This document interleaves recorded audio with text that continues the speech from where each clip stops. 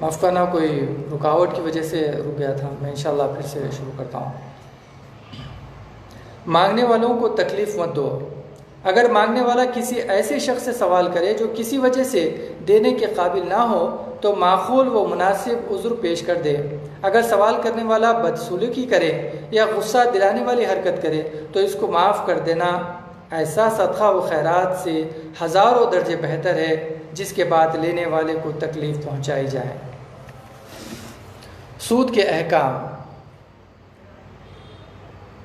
اللہ تعالیٰ نے تجارت کو حلال اور سود کو حرام کیا ہے. سود خور اللہ کی رحمت سے دور اور ہدایت سے محروم ہوتا ہے. تیسرا، سود خور تجارت اور سود کے نفع کو برابر سمجھتا ہے.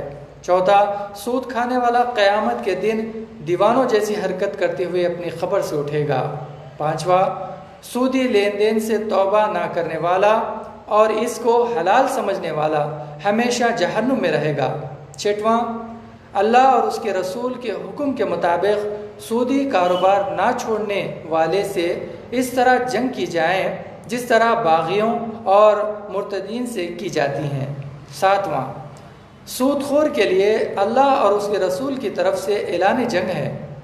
آٹھواں، سود خور میں سنگ دلی، بخل و کنجوسی، مال و دولت کی لالچ پیدا ہو جاتی ہیں. نیز ضرورت مندوں اور غریبوں کی مجبوری سے ناجائز فائدہ اٹھا کر خون چوسنے کی عادت پڑ جاتی ہیں اور خدمت خلق کے جذبے سے محروم ہو جاتا ہے. قرض دار کو مہلت دینا. اگر کسی ذمے تمہارا قرض ہو اور وقت پر ادا کرنے کی اس میں گنجائش نہیں ہے تو قرض کی ادائیگی کی مدت بڑھا دی جائے. جیسا اگر کسی نے 6 ماہ کے لیے قرض لیا تھا اور 6 ماہ کی مدت پوری ہونے پر بھی وہ بہت کوشش کے باوجود ادا نہیں کر سکا تو سہولت کے اعتبار سے مزید 2 مہینے کی مہلت دے دی جائے. اور اگر قرض بالکل ہی معاف کر دیں تو یہ مدت بڑھا دینے سے بھی زیادہ بہتر ہے. لین دین کا شرعی طریقہ. ادھار معاملات میں اکثر لڑائی جھگڑے ہوتے رہتے ہیں، اس لیے قرآن کریم نے ان جھگڑوں کے ختم کرنے کا آسان طریقہ یہ بتایا ہے کہ قرض کی رقم کی مقدار اور مدت دونوں لکھ لو، اور اگر معاملہ کرنے والا لکھنا نہ جانتا ہو تو قرض دار کی قرضداری ہے کہ لین دین کے معاملے کو کسی امانت دار کاتب سے 2 گواہوں کی موجودگی میں لکھوا لیں تاکہ ضرورت پڑنے پر وہ دونوں اس معاملے کی گواہی دے سکیں. قرآن کے اس حکم پر عمل کرنے سے انشاءاللہ تعالی لین دین میں کسی قسم کا اختلاف نہیں ہوگا.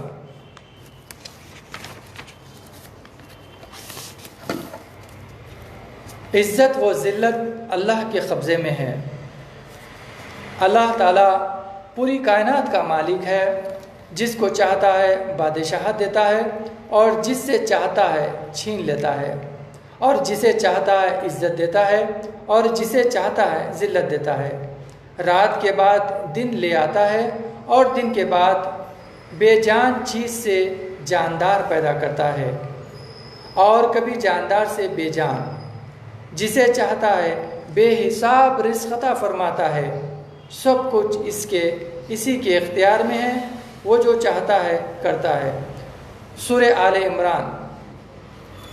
اب یہاں پر سورہ آل عمران شروع ہو رہا ہے. اللہ کے محبوب بننے کا طریقہ. اللہ تعالیٰ فرماتا ہے کہ محبت صرف دعوے کی چیز نہیں ہے. تمہیں اگر اللہ سے محبت اور تعلق کا دعویٰ ہے تو اس کے رسول کی پیروی کرو، ان کی بات مانو اور ان کی راہ پر چلو، پھر اللہ تعالیٰ بھی تم سے محبت فرمائے گا اور تمہارے گناہوں کو معاف کر دے گا انشاءاللہ تعالیٰ. حضرت مریم علیہ السلام کے پاس بے موسم پھلوں کا آنا. حضرت مریم علیہ السلام کی پیدائش سے پہلے ہی ان کے والد حضرت عمران کا انتقال ہو گیا تھا. ان کی تربیت و پرورش ان کے خالو حضرت زکریا علیہ السلام نے فرمائی. جب وہ کہیں باہر جاتے تو انہیں ایک کمرے میں بند کر دیتے. وہاں ان کے پاس کھانے پینے کی چیزیں اور بے موسم پھل آتے. یہ دیکھ کر حضرت زکریا علیہ السلام معلوم کرتے، مریم تمہارے پاس یہ چیزیں کہاں سے آتی ہیں؟ تو وہ جواب دیتے ہیں کہ اللہ کی طرف سے آتی ہیں۔ حضرت مریم علیہ السلام کے پاس عام طریقے سے ہٹ کر کھانے پینے کی چیزوں اور بے موسم پھلوں کا آنا اس بات کی علامت و دلیل ہے کہ اللہ تعالیٰ اپنے خاص بندوں کو ان کے وہم و گمان سے بھی بڑھ کر روزی عطا فرماتا ہے۔ اللہ کی رحمت سے مایوس نہیں ہونا چاہیے۔ حضرت زکریا علیہ السلام اپنی قوم کی دینی حالت دیکھ کر دل میں کڑھتے رہتے تھے کہ میرے بعد میری قوم نبوت کے علم سے محروم ہو جائے گی۔ چنانچہ آپ علیہ السلام نے اللہ تعالیٰ سے نیک و صالح اولاد کی دعا فرمائی جو آپ کے انتقال کے بعد آپ کے دینی منصب و ذمہ داریوں کو سنبھالے، حالانکہ آپ خود بوڑھے اور بیوی بانجھ ہو چکی تھی۔ تو اللہ تعالیٰ نے ان کو حضرت یحییٰ علیہ السلام کی شکل میں پاک باز بیٹا عنایت فرمایا۔ حضرت زکریا علیہ السلام کے اس واقعے سے پتہ چلتا ہے کہ اگر اللہ چاہے تو ظاہری اسباب کے بغیر بھی بندے کو دعا اور مراد کو پوری کر سکتا ہے۔ اس لیے ہمیں اپنی ہر حاجت کے لیے اللہ سے دعا مانگتے رہنا چاہیے اور اس کی رحمت سے کبھی مایوس نہیں ہونا چاہیے۔ حضرت عیسیٰ علیہ السلام زندہ ہے۔ اللہ تعالیٰ نے حضرت عیسیٰ علیہ السلام کو پہلے ہی بتا دیا تھا کہ میں تم کو یہودیوں کی سازشوں سے بچا کر صحیح سالم اپنے پاس آسمان پر اٹھا لوں گا اور کافروں کے تہمتوں سے آپ کو پاک کر دوں گا۔ اس فرعون کے مطابق حضرت عیسیٰ علیہ السلام کو زندہ آسمان پر اٹھایا گیا، چنانچہ آپ آسمان پر زندہ ہے اور قیامت کے قریب دنیا میں تشریف لائیں گے۔ غیروں کو دعوت دینے کا انداز۔